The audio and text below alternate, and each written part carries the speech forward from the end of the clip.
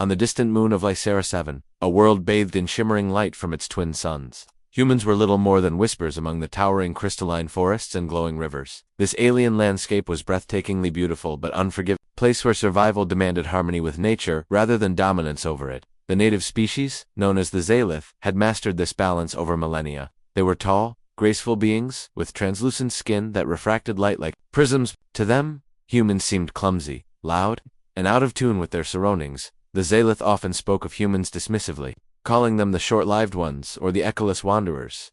Their disdain wasn't born purely of arrogance. They genuinely believed humanity lacked the depth to understand Lycera 7's delicate systems. After all, when human colonists first arrived centuries ago, their attempts at settlement ended in disaster. Their machines malfunctioned under the planet's magnetic anomalies. Their crops failed due to incompatible soil chemistry, and many succumbed to illnesses caused by Lycera 7's unique microorganisms. Over time, most humans left, leaving behind only scattered groups who chose to stay despite the odds. These remaining humans lived on the fringes of Zalith society, eking out lives in small villages nestled between jagged rock formations. They scavenged what they could from abandoned technology and traded handmade goods for scraps of Zalith knowledge. Yet even these efforts earned them little respect.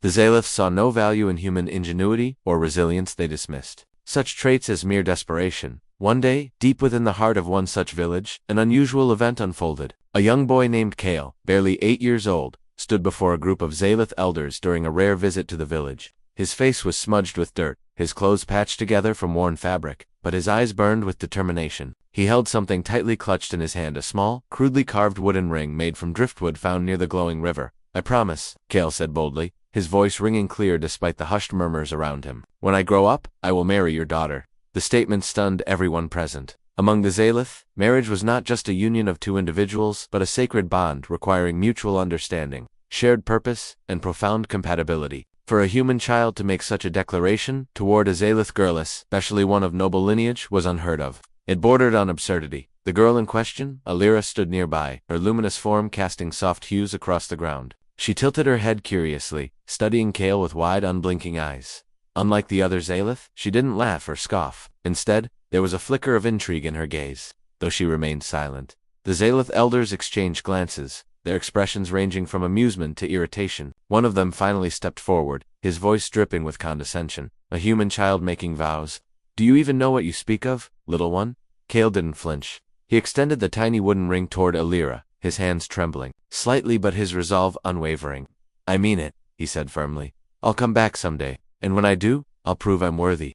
For a moment, the air hung heavy with tension. Then, without another word, the elders turned and departed, ushering Alira along with them. As they disappeared into the crystalline forest, Kale remained rooted to the spot, clutching the ring tightly against his chest. Around him, the villagers whispered nervously, warning him about the dangers of crossing boundaries with the Zalith, but Kale paid them no mind. In his heart, he knew he'd meant every word. Years passed, and life on Lycera 7 continued unchanged, or so it seemed. The Zalith forgot about the bold promise made by a scrappy human child, or so they thought. But somewhere far beyond Lycera 7, amidst the stars and swirling nebulae, a young man prepared for his return, armed with nothing but determination, memories of a childhood vow, and a gleaming silver ring forged from salvaged materials. Kale set course for the alien moon. What awaited him there would challenge everything the Zalith and perhaps even Kale himself believed about love, worthiness, and the indomitable spirit of humanity. And thus began a story that would ripple through the cosmos, proving once again that sometimes the smallest voices carry the greatest truths. Years had passed since Kale's bold promise, and the village where he once lived was now quieter, its people even more resigned to their place on the fringes of Zalith society. The elders often spoke of how foolish it was for a human child to think he could bridge the vast gap between their species. To them, Kale's words were nothing more than a fleeting moment of childish bravado, something easily forgotten. But Kale hadn't forgotten. Now grown into a young man of 22, he returned to Lycera 7, aboard a rickety spacecraft cobbled together from scavenged parts. His arrival was unannounced, his presence unexpected. As his ship descended through the shimmering atmosphere, it sputtered and groaned, barely holding together as it landed on the outskirts of the crystalline forest. When Kale stepped out, clad in patched-up gear, and carrying only a small satchel slung over his shoulder, the villagers who rushed to greet him barely recognized him. "Kale," one elderly woman whispered, her voice trembling with disbelief. "Is that really you?" "It's me," Kale replied with a warm smile, though his eyes betrayed the weight of years spent preparing for this moment. He reached into his pocket and pulled out the gleaming silver ring, a stark contrast to the crude wooden band he'd shown Alira years ago. "I've come back." The news spread quickly, reaching the ears of the Zalith before long. Curiosity piqued. A delegation of Zalith elders arrived at the edge of the village, their translucent forms glowing faintly in the dim light. They stood tall and imposing, their expressions unreadable. Among them was Alira, now grown into an elegant young woman whose presence commanded attention. Her gaze lingered on Kale, studying him with the same quiet curiosity she'd shown as a child. "What brings you back, human?" asked one of the elders, his tone laced with skepticism. "Do you still cling to the promises of your youth?" Kale met the elder's gaze without hesitation. "I do," he said firmly. "I told Alira I would return when I was ready, and here I am." A murmur rippled through the gathered crowd, humans and Zalith alike. Some scoffed openly, dismissing Kale's words as naive arrogance. Others watched silently, intrigued by the audacity of this lone human standing before beings who viewed themselves as vastly superior. Alira stepped forward, then, her movements graceful yet deliberate. She stopped a few paces away from Kale, tilting her head slightly as if trying to decipher some hidden truth within him. "Why have you come back?" she asked softly, her voice melodic and calm. "What makes you think you are worthy now?" Kale hesitated for just a moment, his fingers brushing against the ring in his pocket. Then, with a deep breath, he began to explain. He spoke of the years he'd spent traveling among the stars, learning skills no other human on Lycera 7 possessed. He described how he'd studied engineering, biology, and diplomacy, piecing together knowledge from scraps of alien technology and ancient texts salvaged from abandoned colonies. Most importantly, he shared stories of the kindness and resilience he'd witnessed in humanity, the way people banded together in the face of hardship, finding strength in unity and hope in despair. As Kale spoke, the Zalith, because they believed him, but because they couldn't ignore the passion in his voice. There was something undeniably compelling about the way he carried himself, as if every word he uttered came from a place of genuine conviction. When he finished, silence fell over the group. Finally, one of the elders broke it with a derisive chuckle. "You speak of worthiness," he said, shaking his head, "yet you stand before us as fragile and fleeting as ever. What can you possibly offer us?" Before Kale could respond, Alira interjected. "Let him prove it," she said, her voice firm yet gentle. "If he truly believes he is worthy, let him show us." The elders exchanged glances, clearly reluctant to entertain such a notion. But Alira's insistence carried weight, and after a brief deliberation, they agreed. They presented Kale with a challenge designed to test not only his abilities, but also his understanding of Lysaruzavan's intricate ecosystem. "You claim to know our world," another elder said, gesturing toward the crystalline forest behind. Then prove it. Enter the Heartwood Grove and retrieve the Lumina Bloomer flower that blooms only under specific conditions. If you succeed, we will reconsider your claim. Fail, and you will leave this moon forever." The villagers gasped at the announcement. The Heartwood Grove was infamous among humans, a place shrouded in mystery and danger. Few dared to venture there, and fewer still returned. Yet Kale didn't hesitate. He nodded solemnly, accepting the challenge without fear. "I won't fail," he said, his voice steady. Turning to Alira, he added, "And I won't break my promise." With that, Kale set off toward the glowing forest, leaving behind a mixture of awe, doubt, and anticipation. For the first time in centuries, the Zalith found themselves genuinely curious about what a human might achieve. Little did they know, Kale's journey into the Heartwood Grove would reveal far more than anyone expected, not just about him, but about the very essence of humanity itself. The Heartwood Grove loomed ahead, its crystalline trees towering like ancient sentinels guarding a sacred secret. The air shimmered with an ethereal glow, as faint whispers seemed to emanate from the forest itself, soft murmurs that danced on the edge of comprehension. To the Zalith, this place was revered but feared, a living testament to Lycera 7's delicate balance between beauty and peril. To Kale, it was both a challenge and a chance to prove himself not just to Alira, but to everyone who doubted him. As he stepped into the grove, the world around him transformed. The ground beneath his feet sparkled faintly, littered with fragments of crystal that refracted light in mesmerizing patterns. The trees pulsed gently, their translucent bark glowing in rhythmic waves, as if breathing in sync with some unseen force. It was breathtakingly beautiful, but also unnervingly alive. Every step Kale took felt deliberate, each movement sending ripples through the grove's energy. Kale knew the stakes. He had heard stories about the Heartwood Grove from the elders. In his village tales of those who ventured inside never to return, some said the grove tested intruders' worthiness. Others claimed it simply consumed them for trespassing. Whatever the truth, one thing was certain. Failure meant more than losing the challenge. It meant losing everything he had worked so hard for. He paused near a cluster of luminescent vines hanging low from a tree branch, reaching out cautiously. He touched one, feeling its cool surface ripple under his fingers. Instantly, the vine recoiled, curling away as if startled by his presence. A soft hum filled the air, growing louder as other vines began to sway nearby. Kale froze, realizing the grove wasn't merely reacting, it was observing him. Okay, Kale muttered to himself, taking a deep breath. Let's see what you've got. He pressed forward, navigating deeper into the grove while keeping his senses sharp. Along the way he encountered obstacles unlike anything he'd faced before. Streams of liquid light crisscrossed his path, shifting unpredictably whenever he tried to cross. Massive roots erupted from the ground, blocking his way unless he found the right pattern to step on them without triggering tremors. And then there were the creatures, small insect-like beings with prismatic wings that darted around him, leaving trails of glittering dust in their wake. They didn't attack, but they hovered close, watching him intently as though waiting for him to make a mistake. Despite the challenges, Kale remained calm. Years of scavenging and tinkering had taught him how to think creatively under pressure. When faced with the streams of light, he used a reflective shard he'd brought from his ship to redirect their flow temporarily, creating a safe passage. For the roots, he observed their movements carefully, timing his steps to match their rhythm. Even the winged creatures eventually grew accustomed to his presence, fluttering closer until they almost seemed curious rather than cautious.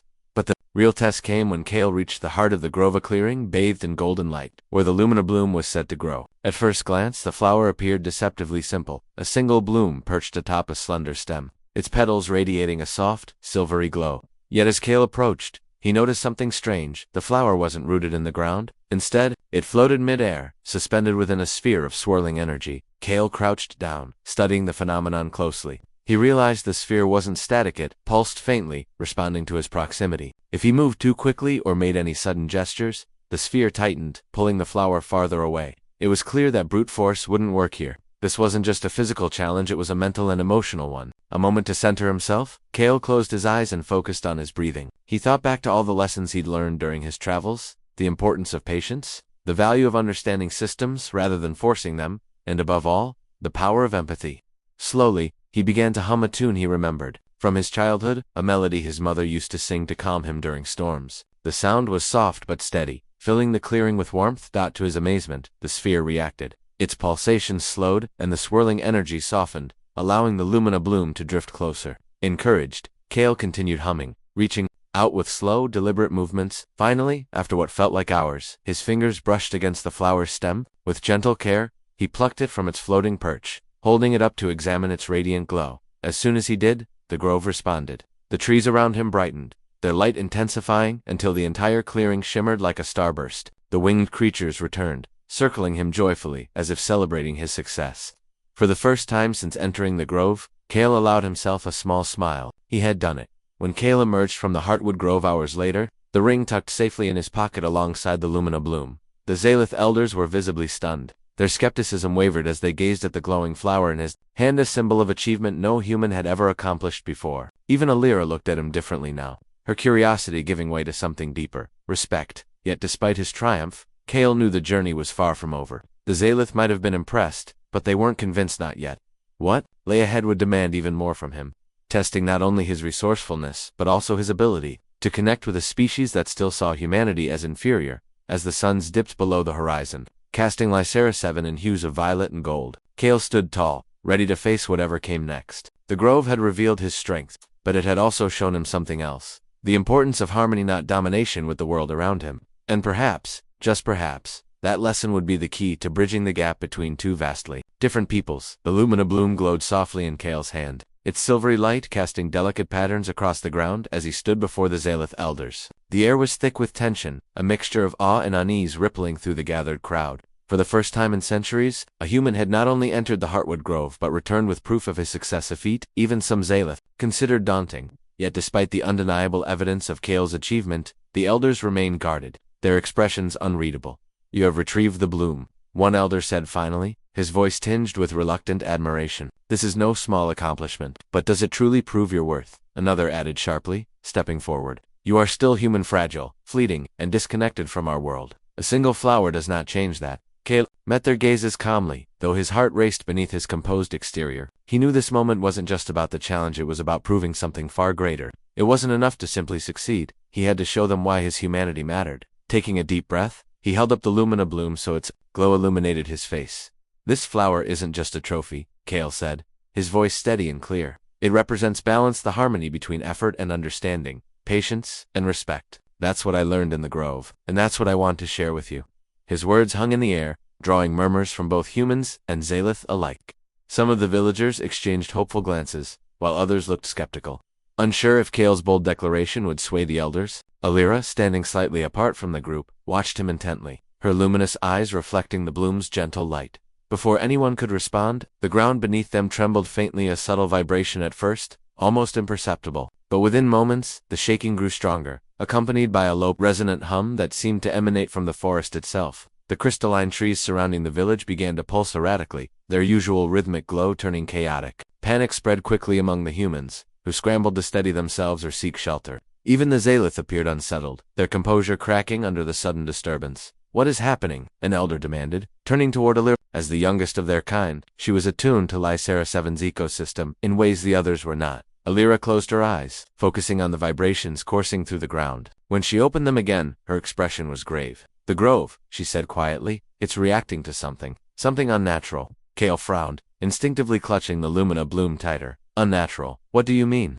Before Alira could answer, the source of the disturbance became horrifyingly clear. From the edge of the forest emerged a massive creature, unlike anything Kale or anyone else had ever seen. Its body was made entirely of shifting crystal formations, each facet glinting ominously in the dim light. Towering over the assembled crowd, it moved with slow, deliberate steps, its presence exuding raw power and menace. The humans recoiled in fear, while the Zalith braced themselves, their translucent forms glowing brighter as they prepared to defend their territory. "It's a shard beast," Alira whispered, her voice trembling. "They are ancient guardians of Lycera 7, awakened only when the balance of the ecosystem is threatened. This has never happened during my lifetime." Kale's mind raced. If the shard beast had been awakened, it meant something or someone had disrupted the delicate harmony of the planet. His thoughts immediately turned to the grove and the lumina bloom. Had retrieving the flower somehow triggered this reaction? Or was there another force at play? As the creature drew closer, the Zalith elders attempted to communicate with it using melodic tones and gestures, a language unique to their species. But the shard beast showed no sign of comprehension, its movements growing more aggressive. As it advanced, desperation filled the air, and for the first time,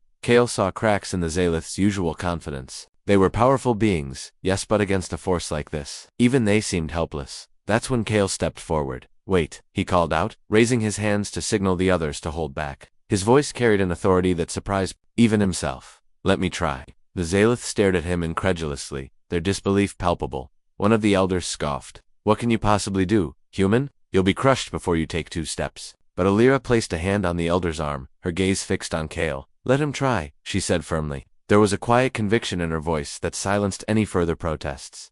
Taking a deep breath, Kale approached the shard beast slowly. His every movement deliberate, the creature loomed over him, its jagged edges gleaming menacingly. Yet instead of showing fear, Kale extended his hand, holding the lumina bloom aloft. The flower's glow intensified, bathing the area in soft, radiant light. "I'm not here to fight you," Kale said softly, his tone calm and steady. "I came seeking understanding, not destruction. Whatever imbalance brought you here, we can fix it together." For a moment, nothing happened. Then, the shard beast paused, tilting its massive head as if studying him. Its shimmering surface rippled, reflecting the bloom's light in dazzling patterns. Slowly, the vibrations beneath Kale's feet began to subside, and the chaotic pulsing of the crystalline trees returned to their natural rhythm. The crowd watched in stunned silence as the shard beast lowered itself to the ground, its form dissolving into countless shards of crystal that scattered harmlessly across the earth. Within moments, all that remained was a faint hum fading into the night. Kale stood motionless, his chest rising and falling with labored breaths. The lumina bloom in his hand dimmed slightly, as if acknowledging the ordeal it had endured. Behind him, the Zalith elders exchanged astonished glances, their skepticism giving way to something new, curiosity. Alira stepped forward, her expression a mix of wonder and admiration. "How did you know?" she asked, her voice barely above a whisper. "How did you understand what it wanted?" Kale turned to face her, a small smile tugging at the corners of his lips.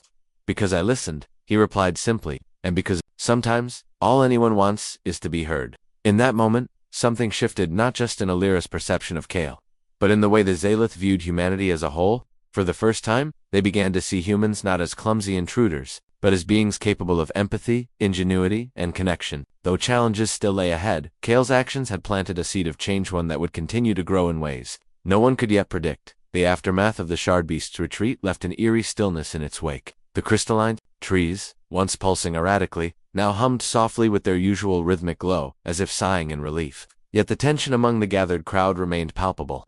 The Zalith elders exchanged uneasy glances, their earlier skepticism replaced by uncertainty. Humans huddled together, whispering nervously about what had just transpired. At the center of it all stood Kale, his figure illuminated faintly by the dimming light of the lumina bloom. Alira approached him cautiously, her luminous form casting a gentle glow over the ground. She studied Kale with newfound intensity, her curiosity mingling with admiration. "You calmed it," she said finally, her voice tinged with awe. "No one has ever done that before, not even our greatest sages." Kale shook his head modestly, though his hands trembled slightly from the weight of what he'd just accomplished. "I didn't calm it," he replied. "I just listened. That's all it wanted to be understood." His words hung heavily in the air, resonating more deeply than anyone expected. For the Zalith, who prided themselves on their mastery of Lycera 7's ecosystem, this revelation was both humbling and unsettling. They had always believed themselves to be the stewards of their world, yet here was a humanist species they had long dismissed, demonstrating a level of insight they had never achieved. But the moment of quiet reflection was short-lived. From the edges of the forest came a low rumble, followed by the sound of cracking crystal. The villagers gasped as several smaller shard beasts emerged, their jagged forms glinting ominously under the twin suns' fading light. Unlike the first creature, these beings moved with aggressive intent, their surfaces shimmering with chaotic energy. It was clear that the balance of Lycera 7 was still fragile and breaking. "They're multiplying," Alira whispered urgently, turning to the elders. "This shouldn't happen. Something is wrong." One of the elders stepped forward, his translucent skin glowing brighter with agitation. "It must be the humans," he declared sharply, pointing accusingly at Kale and the villagers. "Their presence disrupts everything. This is proof. We cannot allow them to stay." A murmur of agreement rippled through the Zalith, while the humans recoiled in fear and outrage. Kale clenched his fists, stepping protectively in front of the villagers. "That's not true," he shot back, his voice firm despite the rising stakes. "We've lived here for years without causing harm. If anything, your own actions might have triggered this imbalance." The accusation stunned the Zalith into silence. Never before had a human dared to challenge them so directly, especially regarding their stewardship of Lycera 7. But Kale wasn't finished. "Think about it," he continued, his tone growing more impassioned. "How many times have you dismissed us? How many times have you ignored our knowledge because you thought we were lesser? Maybe if you'd worked with us instead of against us, we could have prevented this." Alira looked torn, her gaze shifting between Kale and the elders. While she admired his courage, she also knew how dangerous it was to defy the Zalith leadership. Yet something in Kale's words struck a chord within her, a truth she couldn't ignore. Slowly, she stepped closer to him, her voice cutting through the mounting tension. "He's right," she said, addressing the elders. "Our pride has blinded us. We've treated the humans as outsiders, but perhaps we should see them as allies. Look at what Kale just did. He connected with the shard beast in a way none of us could. Isn't that worth considering?" Her words ignited a fierce debate among the Zalith. Some argued that humanity's very existence posed a threat to their world, while others began to question whether their long-held prejudices had clouded their judgment. Meanwhile, the shard beasts drew nearer, their movements growing increasingly erratic. Time was running out. Kale turned to the villagers, his expression resolute. "We can't wait for them to decide," he said firmly. "If we want to survive, if we want to protect this place, we need to act now." The villagers hesitated, their faces etched with fear and doubt. Living on the fringes of Zalith society had taught them caution, and confronting such a powerful force felt impossible. But then one of the older women stepped forward, her weathered face set with determination. "Kale's right," she said, her voice steady. "We've spent too long being afraid. It's time we showed them and ourselves that we belong here." Inspired by her words, the other villagers nodded, their fear giving way to resolve. Together, they began gathering tools and materials scavenged from their homes, piecing together makeshift defenses. Kale instructed them to use reflective shards and metallic scraps to create barriers that could deflect the shard beast's chaotic energy. Though rudimentary, their efforts demonstrated a unity and ingenuity that surprised even the Zalith. As the humans worked, Alira joined them, lending her knowledge of Lycera 7's ecosystem to guide their preparations. Her presence signaled a turning point not only for the villagers but also for her fellows. Seeing her collaborate openly with humanity challenged their preconceived notions, forcing them to confront the possibility that cooperation might be their only hope. When the shard beasts finally attacked, the scene was chaos. Their jagged forms surged forward, unleashing waves of destabilizing energy that shattered rocks and uprooted trees. But the humans held their ground, using the reflective barriers to redirect the blasts, and by precious time, the Zalith, initially reluctant to intervene, eventually joined the fight, combining their melodic tones with the humans' improvised tactics to create a unified defense. Through it all, Kale remained at the forefront, clutching the lumina bloom tightly in his hand. Its glow pulsed in rhythm with his heartbeat, as if urging him to keep going. He realized then that the flower wasn't just a symbol, it was a key, a connection to the heart of Lycera 7 itself. "We need to restore balance," Kale shouted, above the din, his voice carrying over the cacophony of battle, "and I think I know how." With renewed purpose, he led the charge deeper into the fray, determined to find a way to heal the planet and bridge the divide between two peoples who had long viewed each other as enemies. As the twin suns dipped below the horizon, casting Lycera 7 in hues of twilight, the stage was set for a final, decisive moment, one that would determine not only their survival but the future of their shared world. The battlefield was a blur of light and sound, the shard beasts' chaotic energy clashing with the combined efforts of humans and Zay. Reflective barriers shimmered as they deflected bursts of destabilizing force, while melodic tones from the Zalith wove through the air like threads stitching together fragments of harmony. Yet despite their valiant resistance, the tide of destruction showed no signs of abating. Each shard beast seemed to grow stronger with every passing moment, feeding off the imbalance in Lycera 7's ecosystem. Kale stood at the heart of the chaos, clutching the lumina bloom tightly in his hand. Its glow pulsed faintly, almost imperceptibly, dimming as if it too were struggling under the strain. He knew that simply holding the flower wasn't enough. It represented balance, but balance required action. With determination burning in his chest, he turned to Alira, who fought beside him, her luminous form flickering faintly with exhaustion. "We need to go deeper," Kale shouted over the din, his voice cutting through the cacophony. "The grove is the source of everything. If we can restore harmony there, maybe we can stop this." Alira hesitated for a split second before nodding. She trusted Kale not because she fully understood his plan, but because she had seen what he was capable of. Together they pushed forward, weaving through the chaos toward the crystalline forest. Behind them, the villagers and Zalith continued their desperate defense, buying precious time for the unlikely pair to reach the Heartwood Grove. As they entered the glowing forest, the air grew heavy with an oppressive energy. The trees, once vibrant and rhythmic, now pulsed erratically, their light fractured and unstable. Shards of crystal littered the ground, remnants of the shard beast's destructive rampage. It was clear that the grove, the very heart of Lycera 7, was unraveling. Kale stopped near the center of the clearing where he had retrieved the lumina bloom earlier. The floating sphere that had held the flower was gone, replaced by a swirling vortex of chaotic energy. The disturbance radiated outward, infecting the surrounding ecosystem and fueling the shard beast's aggression. Kale realized then that the imbalance wasn't just physical, it was emotional, spiritual. Something or someone had disrupted the harmony of Lycera 7, and only understanding could repair it. "What do we do?" Alira asked, her voice trembling slightly. Despite her connection to the planet, she felt powerless in the face of such overwhelming turmoil. Kale took a deep breath, closing his eyes as he focused on the lumina bloom in his hand. Its soft glow warmed his palm, a reminder of the lesson he'd learned in the grove. Listening mattered more than forcing solutions. Slowly, he began to hum the same melody he'd used to calm the first shard beast, a simple tune that carried memories of home, resilience, and hope. To his surprise, Alira joined in, her voice blending seamlessly with his. Her melodic tones resonated deeply, harmonizing with the natural rhythms of the planet. Together, their voices filled the clearing, creating a symphony that seemed to soothe the agitated energy around them. The chaotic pulsing of the trees slowed, their fractured light beginning to stabilize, but it wasn't enough. The vortex at the center of the grove remained, its swirling mass growing darker and more volatile. Kale opened his eyes, realizing that one final act was needed to complete the restoration. "Take my hand," he said to Alira, extending his arm toward her. His expression was calm yet resolute, his trust in their shared purpose unwavering. Without hesitation, Alira grasped his hand, her translucent fingers intertwining with his.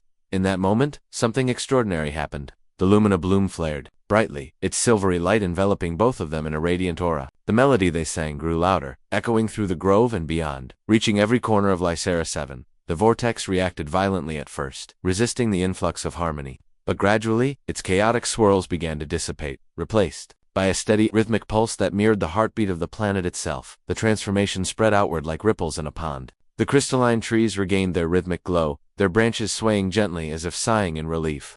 The shard beasts outside the grove froze mid-attack, their jagged forms dissolving into harmless shards of crystal that scattered across the landscape. Even the skies above cleared, revealing the twin suns casting golden light over the land. When the light faded and silence returned, Kale and Alira stood together, still holding hands. The lumina bloom rested quietly in Kale's palm, its glow steady and serene. Around them, the Grovant, by extension, all of Lycera 7 felt alive in a way it hadn't been before. The imbalance was gone, replaced by a renewed sense of unity and balance. Back at the village, the humans in Zalith stared in awe as the last remnants of chaos disappeared. For the first time, there was no division between them, only a shared sense of wonder and gratitude. The elders, who had spent centuries dismissing humanity, now looked upon Kale and his people with newfound respect. They saw not weakness or inferiority, but strength born from empathy, ingenuity, and perseverance. Alira turned to Kale, her luminous eyes shining with admiration and something deep. "You've done more than restore balance," she said softly. You've shown us what it means to truly understand each other. Kale smiled, feeling a weight lift from his shoulders. It wasn't just me, he replied. It was all of us, human and Zalith alike. That's how we'll move forward, together. In that moment, the Zalith began to see humanity not as intruders or threats, but as equals, worthy of partnership. And Kale, standing amidst the glowing beauty of Lycera 7, knew that his journey had only just begun. The promise he made years ago was no longer a distant dream. It was a living reality, forged through courage, connection, and the unbreakable spirit of humanity.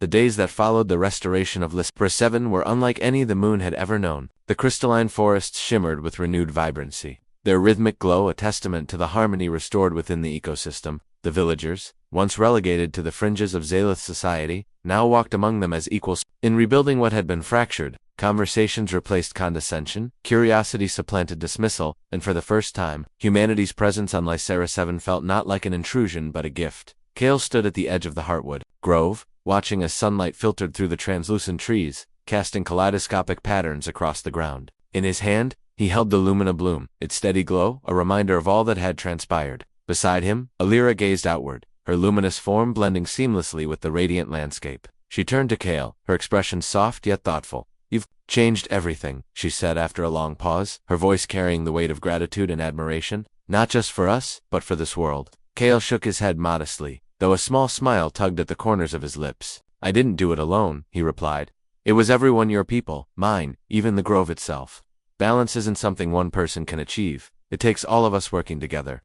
Alira nodded slowly, her gaze drifting toward the horizon where humans and Zalith worked side by side. They shared tools, knowledge, and laughter, forging bonds that had once seemed impossible. Villagers taught the Zalith how to repurpose salvaged materials into practical solutions, while the Zalith guided the humans in understanding the intricacies of Lycera 7's delicate systems. Together, they were creating something neither species could have accomplished alone, a future built on mutual respect and collaboration.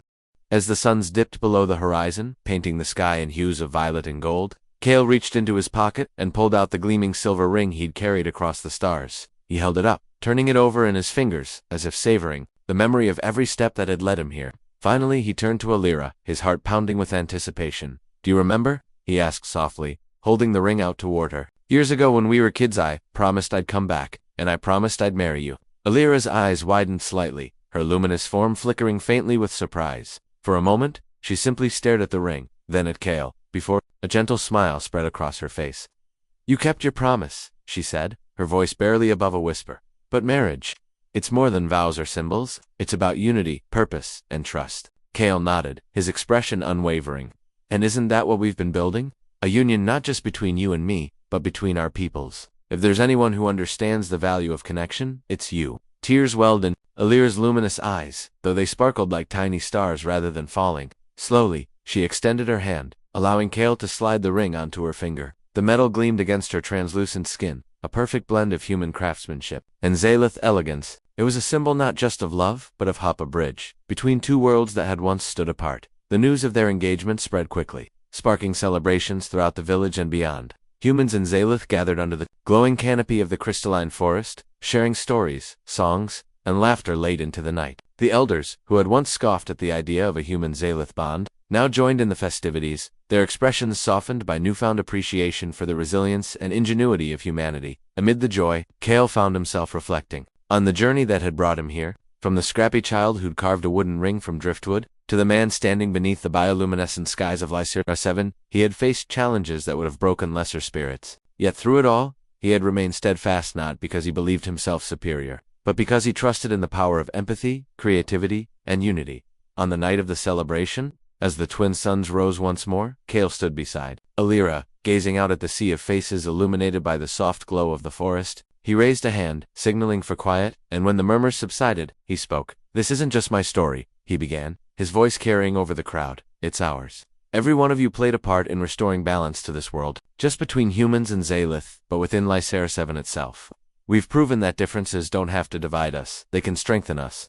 That's the true power of humanity, our ability to adapt, connect, and persevere." A cheer erupted from the gathered crowd, echoing through the forest like a song. Kale looked at Alira, who smiled back at him with quiet pride. In her eyes, he saw not just love but a shared vision of future where humanity and Zalith thrived together, bound by trust and mutual respect. As the celebration continued, Kale stepped away briefly, walking to the edge of the grove. Their Beneath the shimmering trees, he knelt and placed the lumina bloom gently on the ground. Its glow dimmed slightly, as if acknowledging its role in the journey was complete. Rising to his feet, Kale whispered softly, "Thank you." In that moment, the wind stirred, carrying with it the faint hum of the forest, a melody that seemed almost content. Kale smiled, knowing that Lysair 7 had finally found peace. But more importantly, so had he. Under the twin suns of Lysair 7, humanity had proven its worth not through dominance or conquest, but through compassion, ingenuity, and an unshakable belief in the possibility of connection. And as Kale returned to Alira's side, ready to embrace whatever the future held, one truth rang clear: no matter the odds, no matter the distance, humanity always finds a way to shine.